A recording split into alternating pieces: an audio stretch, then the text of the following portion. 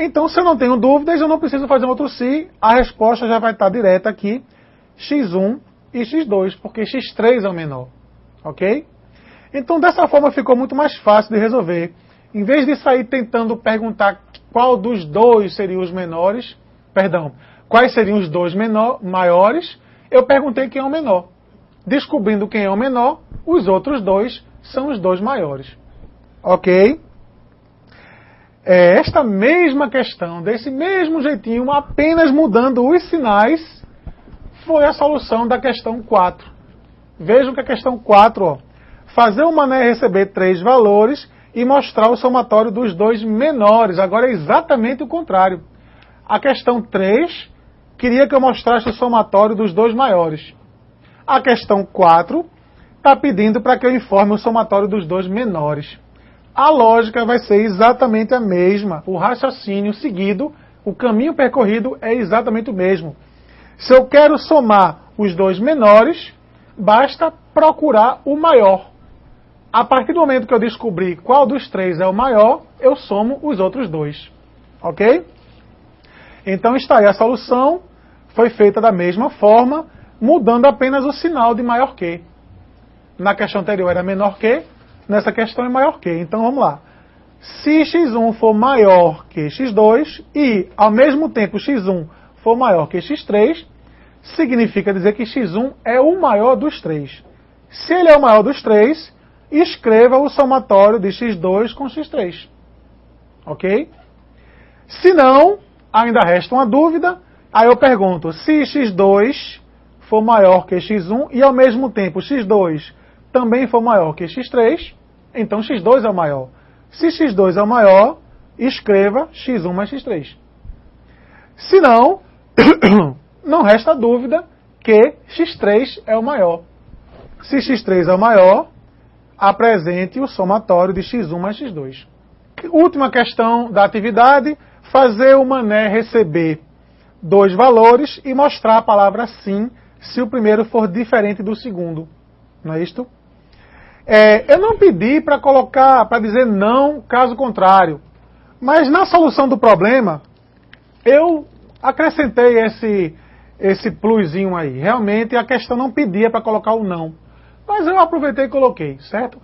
Os alunos que fizeram isso também, para mim foi ótimo, porque mostrou que ele tentou fazer uma coisa diferente. Tá? Para mim não tem problema nenhum. Mas se a pessoa simplesmente não colocou esse não, também não tem problema. Vamos discutir a solução.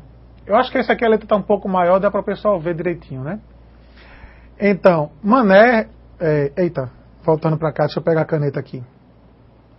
A caneta, pronto. Mané receba x1, x2, são 2 valores. Se x1, olha aí aquele igual, né? A igualdade. Se x1 for igual a x2, este igual, ele está como operador lógico, ele não é uma atribuição, ele é uma operação lógica, é uma pergunta.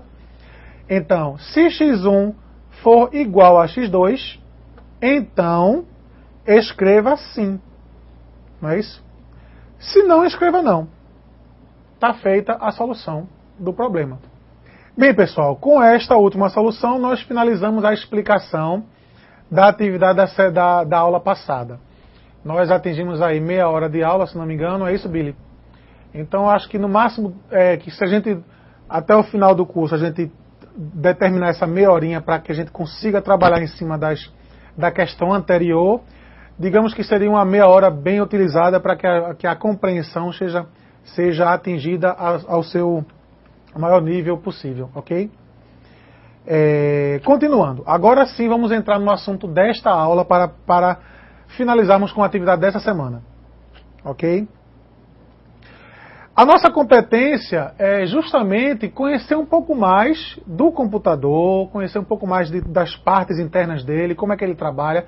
Sem exageros, lógico, nós estamos na disciplina de programação, então a gente não vai estudar detalhes, mas vamos ter uma visão básica de quais são as partes do computador. Então, fazendo um resumozinho, nós temos as partes principais de um computador. São elas a placa-mãe, o processador, a memória, que eu coloquei em vermelho aqui porque ela nós precisamos realmente de um conhecimento mais aprofundado com relação à memória RAM, memória de disco, periféricos internos e periféricos externos. Ok? Estas são as partes do computador. O que é que a gente chamaria de periféricos internos? Seriam aquelas plaquinhas que você vai colocando dentro da placa-mãe. Por exemplo, eu comprei uma placa GeForce, uma placa de vídeo para poder jogar games, então seria um acessório a mais. Eu comprei uma placa de rede wireless, sem fio, para que um computador possa acessar outro. Então eu comprei uma placa interna. Então foi um periférico interno que eu coloquei. Enfim, coloquei uma placa de captura de vídeo, por aí vai. Então são plaquinhas que você pode ir colocando, acrescentando, que a gente chama de periféricos internos. Ok? Esses mesmos periféricos, a maioria deles são disponibilizados, tanto os internos quanto externos, né? Até o próprio HD, que é o hard disk, onde a informação é guardada, armazenada, de forma a que você possa desligar o computador, que quando você ligar novamente vai estar tudo guardadinho lá, não é? Existem também HDs externos, que você pode ligar pela porta USB, e por aí vai. E os periféricos externos mais conhecidos são o próprio monitor, o teclado, o mouse, uma impressora, ok? São os mais conhecidos. Um scanner para digitalizar imagens, por aí vai. Dessas partes do computador, eu vou chamar a atenção, como eu até grifei de vermelho aí, para a memória RAM, ok? Que seria a memória em que a gente vai precisar de um estudo mais aprofundado. Memória RAM. Algumas observações com relação à memória RAM. Bem mais rápida que a bem mais rápida que a memória de disco. Por que a memória RAM é mais rápida que a memória de disco? Porque o disco rígido, ele tem um braço mecânico, existe um braço mecânico que fica lá gravando, escrevendo, lendo, existe um motor elétricozinho que fica rodando um disco. Então, se ele é mecânico, ele não pode ser mais rápido que um impulso elétrico por si só. A memória RAM, ela trabalha apenas com impulsos elétricos, não existe nenhum braço mecânico lá gravando dentro da memória RAM. Ela é apenas uma plaquinha onde trabalha apenas com impulsos elétricos. Por esse motivo, ela é muito mais rápida que o disco. Ok? Por outro lado, é muito mais caro, né? É muito mais caro a memória RAM do que a memória de disco. Por esse motivo, você tem memória RAM no máximo de 4 GB, 8 GB. Disco você tem de 1 TB, né? De 500 GB, enfim. Por quê? Porque a capacidade de armazenamento da memória RAM é menor que a capacidade de armazenamento da memória de disco. Ok? Mas cada um deles tem a sua finalidade. A gente vai discutir. Inclusive na apostila que já está postada, desde a semana passada, seria bom até que vocês já tivessem dado uma lida. Vocês vão ver que eu me aprofundo bem mais com relação a esse assunto na apostila. Ok? É uma memória volátil. Por que a memória RAM ela é volátil? Porque se você desligar o computador, ela se apaga. Tem até aqui um 2, 3, 4, o quarto tópico está falando sobre isso, né? Ela se apaga quando desligamos o computador, né? Então a memória ela é volátil porque ela se apaga quando desligamos o computador. Ela não permanece, ela não persiste, ela não continua. Por quê? Porque ela é utilizada apenas para trabalho temporário.